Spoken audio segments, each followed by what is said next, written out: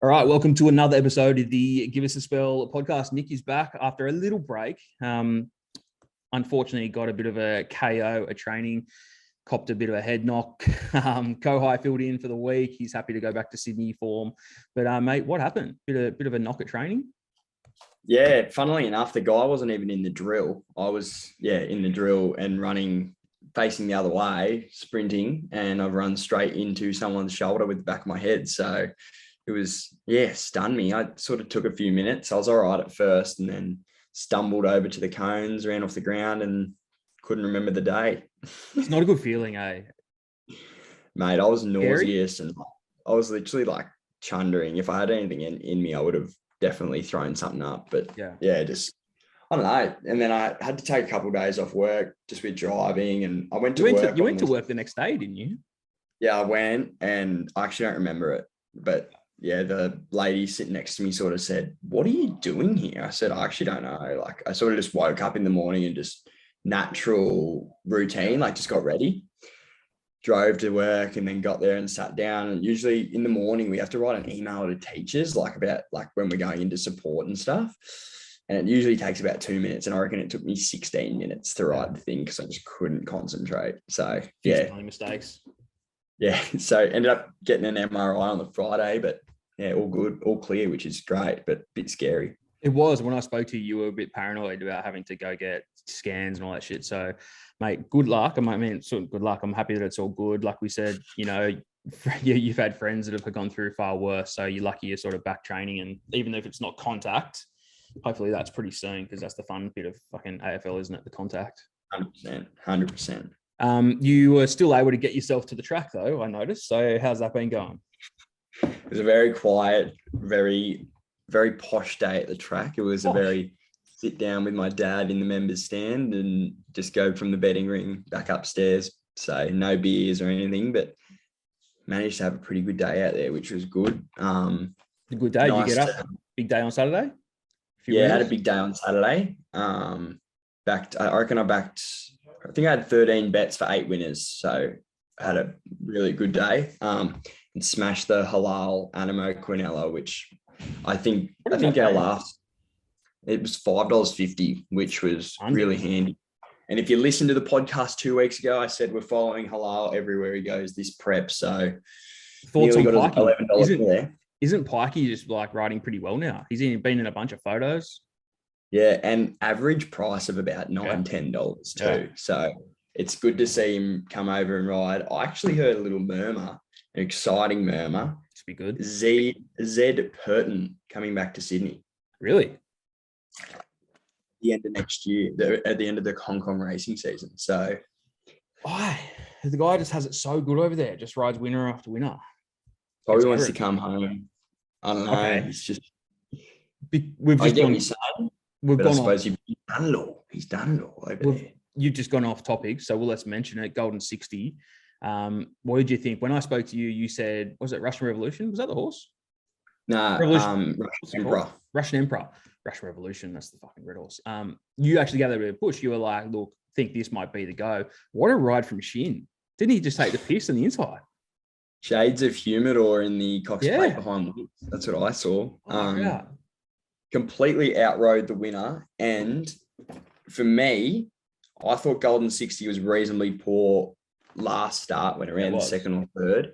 I thought it was really poor. And then it's come out and these people giving it excuses of the wet track and all this shit. If it's what the horse that they're saying it is, and it's a champion and all this, then you can run in everything. Like Winks. You can run in it. Look at Winks. Winks could run on a fucking firm 1 and she'd win. And then she'd run on a heavy 10, she'd win. Like, you can't call horses champions and the best in the world and all this shit if they can't even handle a little bit of slop. Yeah.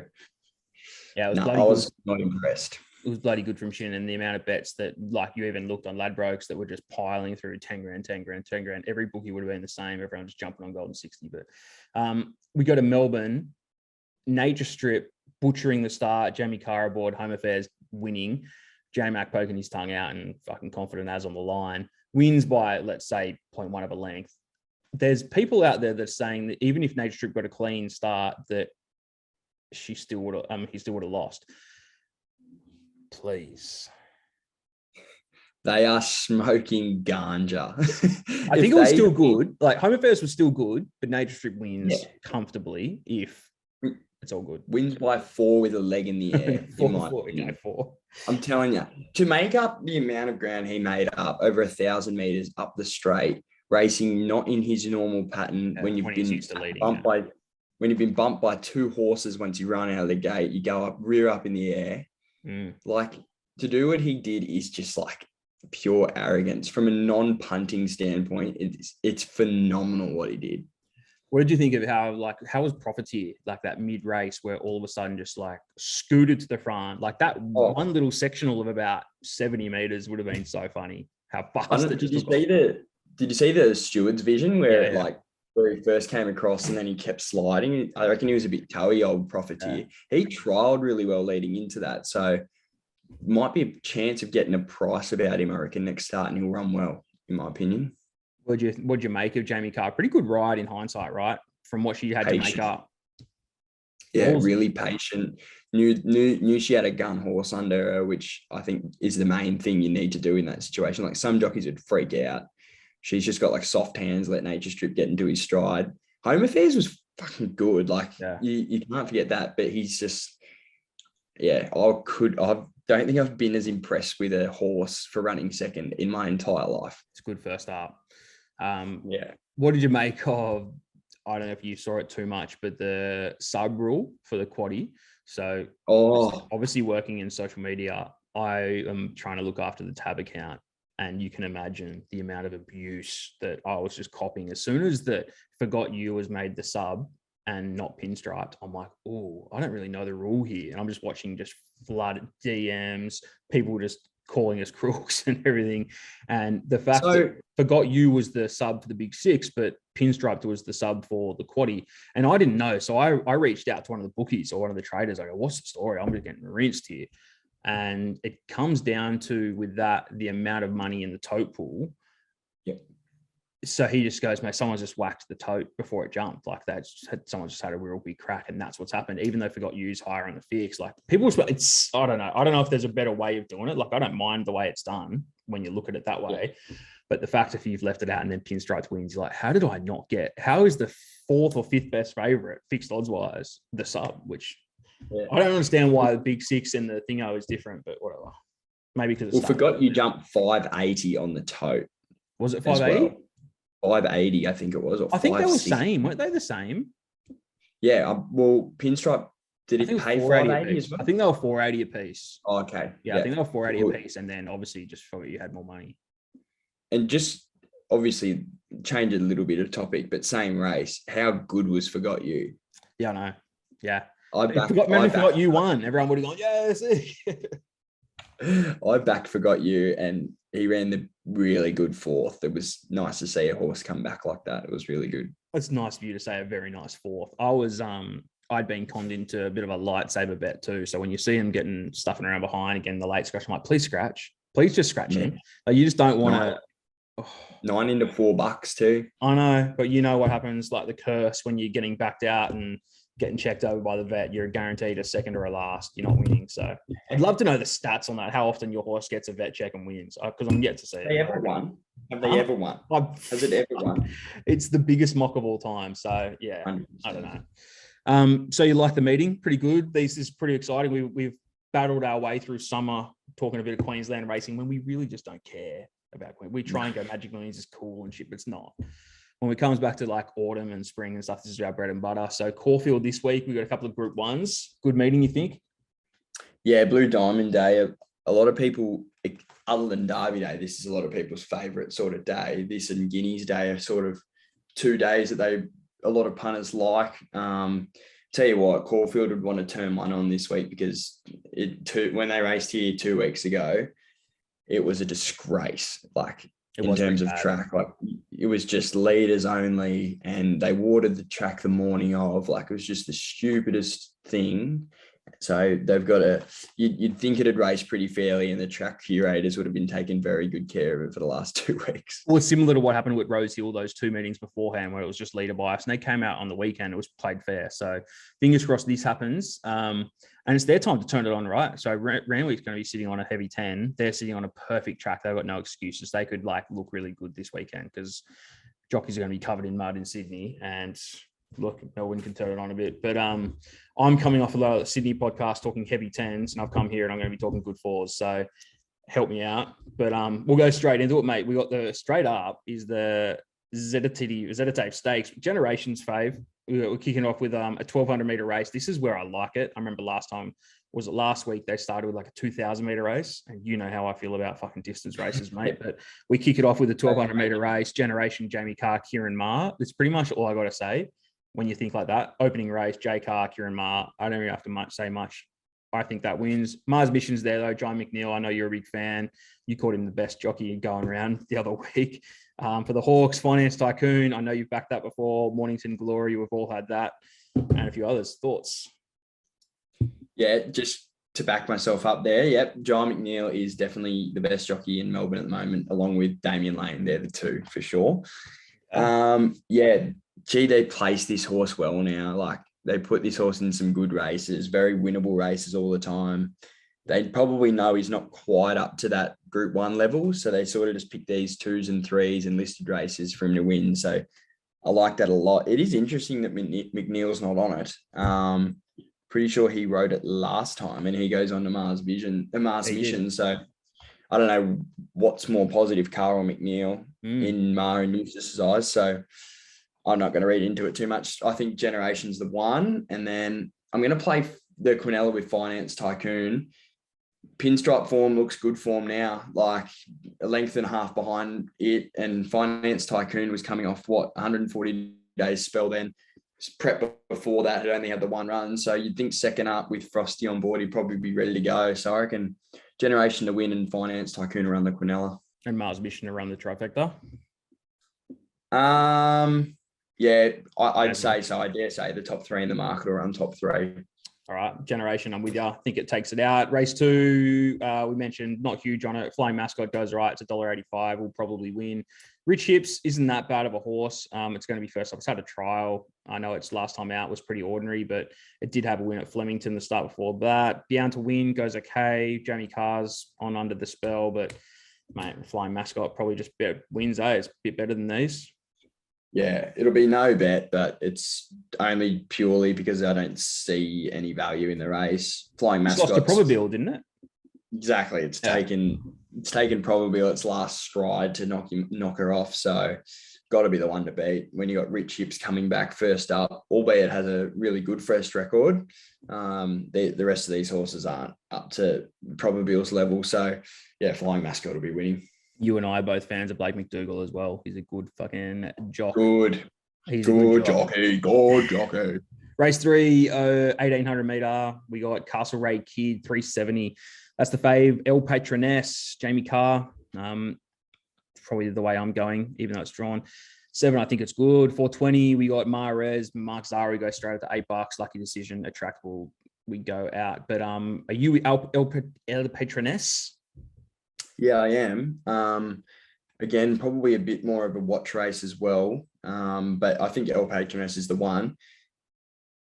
Good third, 61.5 kilos first up, and a horse that is looking for sort of that 2,000. She was an Oaks horse. Yeah. So I think, really good bet with 55 kegs. Castle Ray Kid's obviously coming in with good form and comes from a really tough yard too. But I think El Patroness is a good bet. 1,800 looks a suitable sort of distance. Yeah, for sure. I'm with you. All right, race 4, Amanasco Stakes. Argentia, you like this? It's already into 210 from 240. Zara for the Freedmans. We got Decent Rain. Fuck, it just keeps going around this horse. So 10 into 650. We got Forbidden City, Lavish Girl, Yearning. It's nommed as well. How much Argentia win by?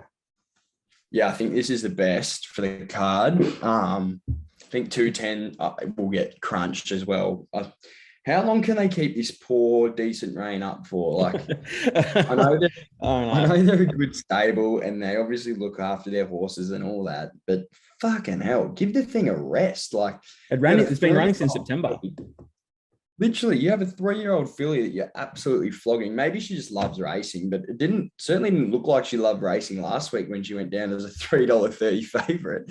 I think that Argentia, 1,200 meters, smashed the line, and this horse they had a lot of promise for this horse in its first prep, and it ran really well. Came out in its second prep and only had one run and straight back out. 1,200, smashed the line, 1,400, it'll eat it up. I think this horse wins by a bit.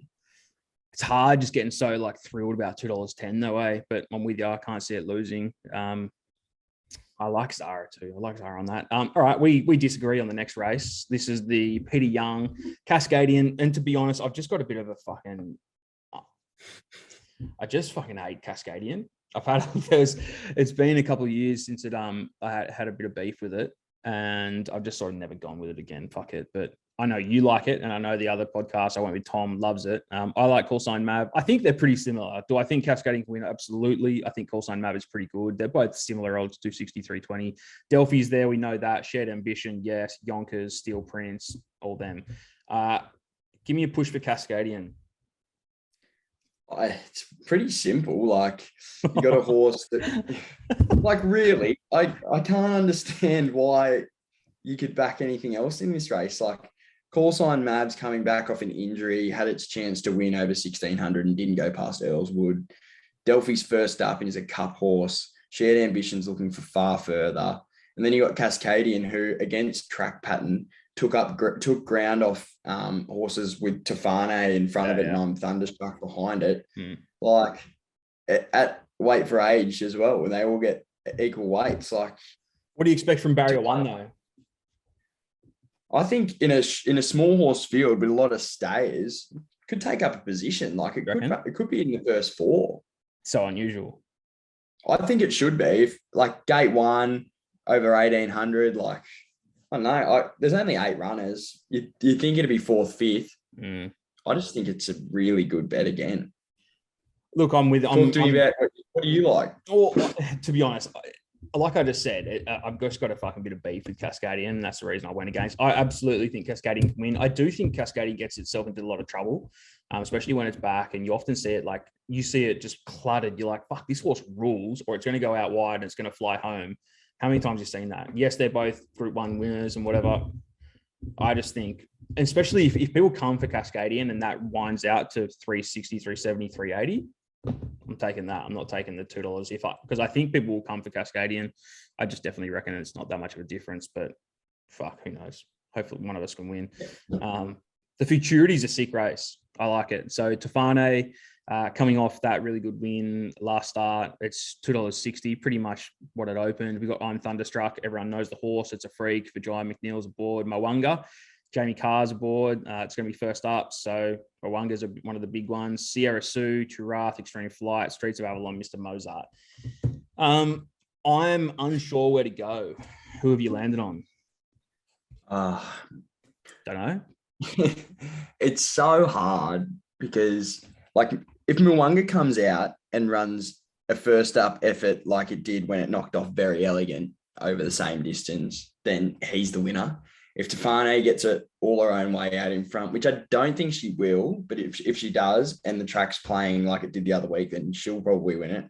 And then if there's a little bit of pace up front, which I see there being a little bit, I think I'm Thunderstruck wins.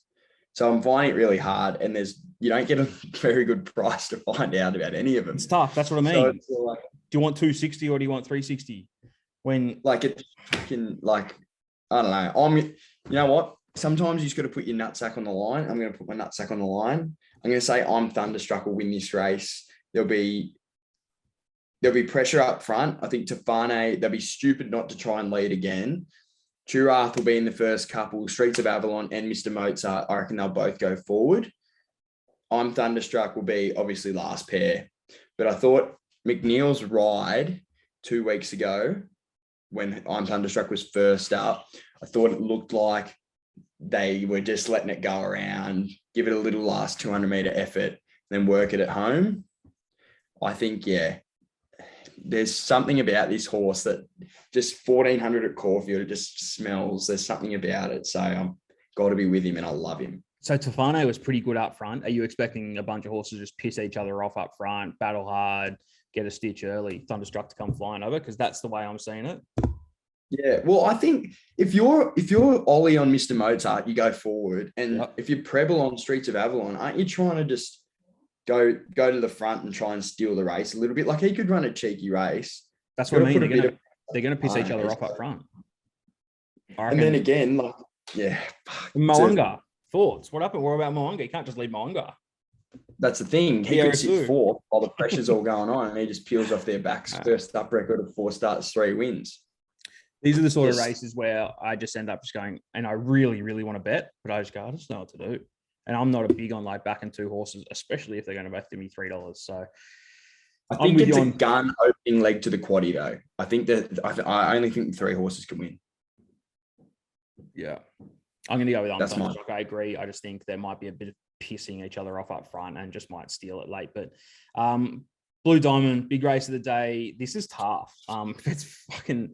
It is tough, this shit. Jacquino is the fave. It's $5. Nothing's really changed there. It did open 5s. We got Revolutionary Miss, Jamie Carr and Snowden's opens $8. It's into 6. Sevenac is 7. 9's in from 7. Lofty Strikes there, a little bit of a drift. Tommy, last podcast we just did before, he likes Miss Rosiano.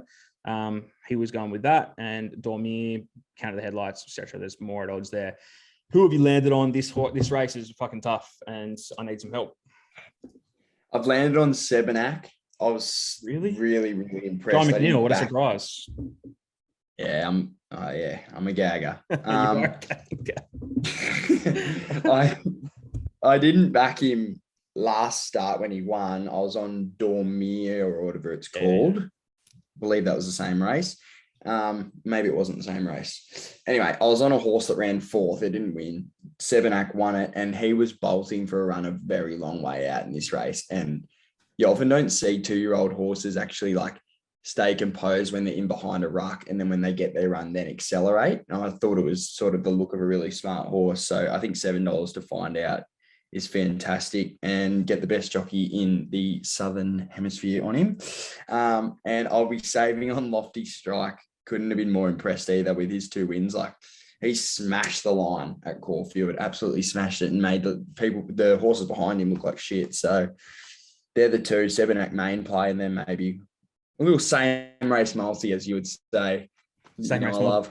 But you know what? This race, and I'm definitely not huge, like big and knowledgeable on the form here, but to me, though, looking at it just before, those top 5, there's not a huge difference there. I know that Jacquino is the favorite. You really didn't make much of it there. I know it won first up. It was a bit ordinary last start. I went and watched the replay earlier, but Tommy talked me into Rosiano, but I also like Sebenak as well. I agree with what you said. So, I wouldn't be surprised, to be honest, either of these. Revolutionary Miss. There's not any at odds either that I'm not going to give much to. A little bit for Waltz on Buy. I heard a bit of chat about that. It's had a little bit of coin for it, but fuck that. Sebenak. The thing about these races, that I reckon the last 3 years, like written by, can't remember the horse that won it last year off the top of my head. Every horse that's won has been around that $4.55 mark, but they've been backed in from 7s. So there's been that good go on race day where all the punters obviously go down to the parade ring and see which ones are sort of going off and which ones aren't. I don't know. The money's been spot on in this race the last couple of years, so maybe have a little bit of a watch. Have you got any favourite winners from the Blue Diamonds? My favourite call. Here you go. I've got a race call for you. Go on. So Pariah hit the front, and Catchy comes up on the outside. And my story's about Catchy. You go first. I've got my story about Catchy as well. So I can't remember what Greg says. He says, Pariah's at the front of the colt, but Catchy's coming. Catchy got him. And it's one of the great calls. It's such a riffing call. I love it. So, and I just remember, Catchy going past Pariah, who was it was the gun colt versus the gun filly, and she went straight past. It was awesome. Do you remember, I remember, like you just said, that or the prices have all been around that. I remember Catchy was $4.80, I think, on the day of $5. And one of the boys, a bit of a degenerate friend of mine, especially at work, he got a $1,000 deposit match with Ladbrokes, so 1,000. So 5 of us all went with together. I think we went 200 each, and we just put the $2,000 straight on Catchy at 5s. So when it won, we won like 10 grand. Fucking heck. Obviously, there's 5 of us there, but like to have 10,000 in the account, frothing, we were so stoked at work just watching it win.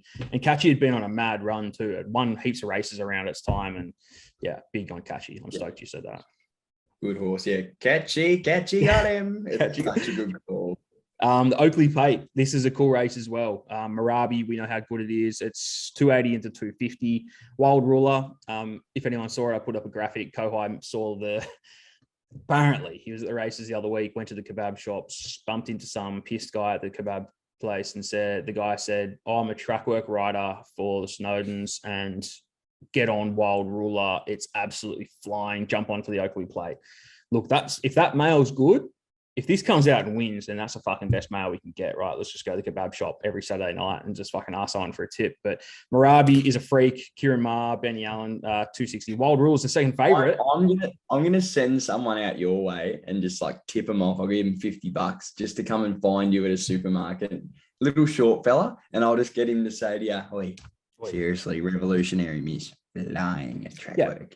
And look, I'll take it, and then I'll claim it as my own mail as well, and I'll just give it a push on the weekend. So if anyone wants to meet me at Mona Vale Kebab Shop, I'll see that. I'm there most nights. Wild Ruler is the second favorite. Fancy that. Obviously the guy's been telling a few people. Away game, Linda Meach aboard, Minaj, good horse, Oxley Road, one of ours. We got Jonka, we got Bella Nipotina, Malkovich, General Bozu, Tori. Sick race, and one of your horses from last year, Ingratiating, you can have him. Does Marabi just win, or have you got anything for me a bit odds? Is something going to run well? How much does Wild Ruler win by? Yeah, I don't think she just wins. I think she can win, but I think this is the first time because she's just been too quick, right? She's just been too fast for everyone she's versed. And then you come to a race like this, right? You've got Oxley Road on speed, Yonka on speed, Malkovich, who's fast. Like she's a fast horse, Malkovich. So, sorry, he's a fast horse. You got these quick horses, like in a Group 1 over 1,100 at Caulfield. I don't know. Is she going to just be able to hold them all off? I don't know. I think she's probably the best horse in the race, but the one I don't mind has 52 kilos and has a gun first up record is Minaj. John O'Shea yard flying. Horses had 2 trials leading into it, which sort of says that this has been a little bit of a target. Kieran's down there.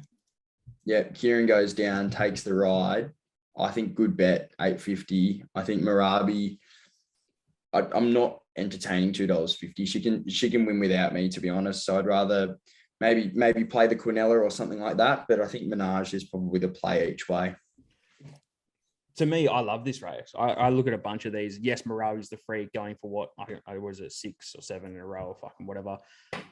A few of these can knock it off, I reckon, especially if you're going to be able to catch. But away game, we know away game can fly late, right? Minaj, 52. I was going to say Minaj as well. So Minaj is there, and fucking, I don't know, Wild Ruler can go without me, but fuck, mate. There's a few odds that can do some damage as well. So I reckon that's one of the best races of the day. I'm keen to see that one go around. The last Desert Icon, been going really well. It's had a really good win last start. I think it ran around at like $3 or something, but it was super impressive. Thornton's aboard. It's already been backed in. It's just a touch. Wycliffe is going around. We've got Criminal Code. Preble's aboard for Waller. What else we got? We got Pancho, Ziegfeld, Defibrillate, and Dirty Deeds, etc. there. But Desert Icon was bloody impressive last start, eh? Yeah, really impressive. And when Waller takes them down there, like they're usually going pretty good. So I'd probably play Wycliffe. I backed it actually. I very, very rarely have a bet in Adelaide. It's very rare for me, but I did back it last 2 weeks ago when it ran around at Adelaide over 2,000. And yeah, it couldn't have been more impressive. Got a really big tip for it that day. So it'll be interesting to see how it goes. Who was the tip? What does really big tip mean? Well, I got a tip just saying that it was airborne. It was coming off a trial as well. So I don't know. And it was $7. So me and Dad just sort of thought. You're definitely a Morpherville guy, mate, for sure. I'm not. I promise you. I'd rather have a bet at Kilmore. Mate, I'd rather have a bet at Townsville at 6:30 or Ascot. Serious? Promise. If I'm going to, yeah. North Queensland's yuck. Morphettville does nothing for me. Yeah, neither. Yeah, it's the worst. Any others? Wycliffe only? In Sydney. Yeah, talk to me, Sydney. What about, obviously, we've been fucking swamped with rain, right? And what are we, a heavy 9 at Randwick at the moment? It's going to be a heavy 10. There's going to be a bunch of scratchings. There's certain things like Cool and Gutter I don't think is going to run. I can't see Cool and Gutter running. So expect deductions there if you bet in that race, which I have. Very Elegant. Let's just talk Tab Chipping Norton. Very Elegant's fave. We got Think It Over in the next. We got Colette. We got, what's the overseas horse for Thingo? I'll think of it in a sec. Right. Yep. So that's going around. It's had one run, but it's come back off a spell. Who knows what we expect from that? I know a couple of people have it on top. I'm all over Very Elegant. I think, first up, ignore it. Can do well in the heavy. I know Colette's scary in the slop and stuff, but Think It Over could win, but it's fucking, we haven't seen it do anything in this sort of track because it's going to be pretty yuck. I know it looks good. If you look on Twitter, they got ATC put up their little report. But at the end of the day, it's raining right now. It's going to be raining tomorrow. It's probably raining Saturday. It's going to be yuck, especially by race 7. Yeah. Are you with Very Elegant? No, I'm not actually. Come on. It pains me, but I thought she was good. I thought she was okay, and she was in the worst part of the track. But who are you with? Colette? I'm with Colette. Yeah, I think really this is a gun bet. This is an awesome bet. I'm massive on it. I thought she was fantastic first up. Not a horse that goes that well first up either. Behind Think It Over, gets the slop. She's 3 from 3 in the heavy, and she just like the wetter it gets, the better. Her soft record's 5 starts, 3 wins and a placing, and she's 3 from 3 in the heavy.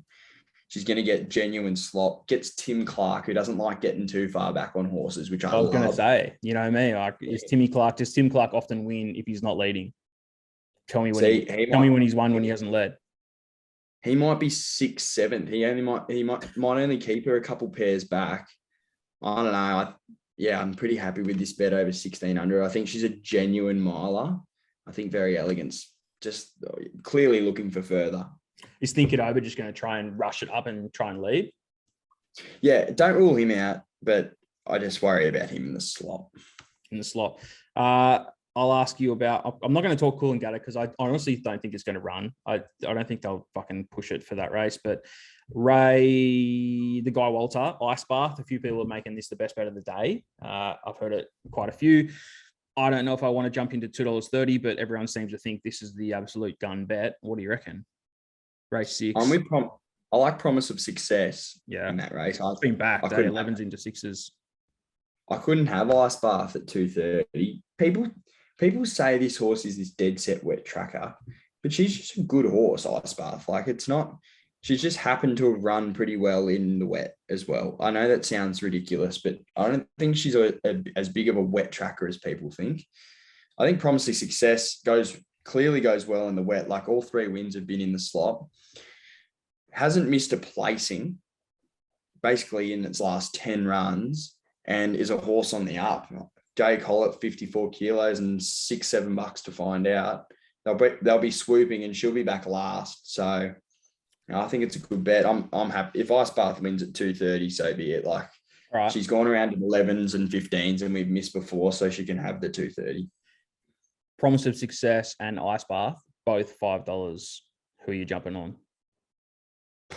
That's a fucked question. Isn't it? Mate. Does that that sway you back onto Ice Bath? Because here comes a very mathematical answer. I would take Ice Bath because she's a $2.30 chance form-wise. So I would take the percentages. Is she a $2.30 form-wise? Like you're not, the way you just talked is she's not really. You're like, mate, I think that's no good. I think it should be more. And I think Promise of Success is good odds. So yeah, I think she's the class horse of the race, Ice Bath, for sure. She's probably, in my opinion, a $3-4 chance in this race. And I think Promise of Success is about a $4-5 chance. I just see for me, the value is Promise of Success. So they're a lot like you'd rather the $2.10 for a place Promise of Success than taking the win for Ice Bath. That makes more sense, right? 100%. Cool. 100%. Sorry for the put you on the spot there with a little tough question, mate. Bring out the maths in you. I like that sort of question too, because people can put shit on a horse. You go, fuck that, it's $2. I'd rather the $8. I'm like, cool. They're both the exact same. What are you doing? They're like, oh, just jump back on that horse.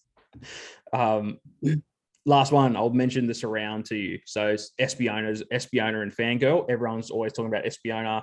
Fangirl got the better of it last start. Still $2.10 for Espiona. Fangirl's $4.20. Jamea, we know it's good. Even Zuzarella, I'm on at 26. I thought that was a good price when it was all in, but now it's still 21. So I don't really care, but whatever. I mean, I'm on the all in there. But these two horses, Espiona and Fangirl, they're both bloody good. But haven't really been in the heavy and the slot too hard. Don't know if they'll both go around. Who knows? But what do you reckon? I like two horses in this race. Well, I like Espiona, but I just don't know how you could have Espiona based on going up another 200 meters and Fangirl's looking for a little bit further. Like, in my opinion, when you've got 420 and 210, it's a no-brainer for me.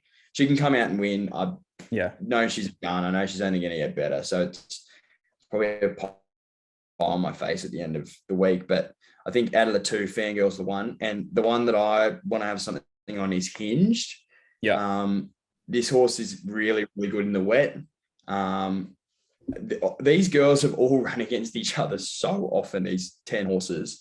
I think Hinged is massive over the odds, has a really good second up record. And I thought her first run in that Fangirl race at 50s was super. Was at 26 now. And Brenton's aboard. You see Brenton came back and had a winner the other day. Pretty emotional when he had a winner. And I think he rode another one today. So from his gnarly fall from the other way a couple of months ago, it's really good to see him back. I'm with you. I Hinged at $6 a place too. It's massive. I think it's huge overs and good horse. Like, this is a horse that started favourite in a 1,000 guineas, and racing against all the same horses, except for obviously the top two in the market, who are the two sort of sprouters of the 3-year-old fillies. True. So, yeah. And then last one I like. Yeah. Sorry, I really have got excited for this meeting. Through Irish Eyes in the last. Backed this horse first up behind Arctic Thunder and knew that it was going to not be far enough for it, and that was over 1,600. Race 9, gets to not 2,000. Race 9. Sorry. Race 9. Oh yeah, right. I always remember when it used to be race 9. Those were the days. Sorry, race 9 used to be the last race, but now we cream 100 races into a day. I knew it wasn't going to be far enough for it, but its last 200 or 300, it smashed the line, and I was really, really happy with it. So that's probably my value bet for the day. Really? So what are we? And this is $6 a field, this race, right? So Yi is the fave. We got Outlandos, which is went pretty well. I'm with you. This is something we talked about earlier. Through Irish Eyes. Chad Schofield, can't catch him or his old man ever. I feel like it just fucking annoys me. But yeah, $850 to $650. It's good value bet. So that's your value at Randwick. We'll go, okay, that's your value. Go $650. Your best at Randwick. What are we thinking? Are we giving it to, what do we talk about? We're not giving it to Colette? Colette's my best at Randwick. Okay. And then the best at Caulfield. Are we giving it Argentia? Argentia. Any value at Caulfield?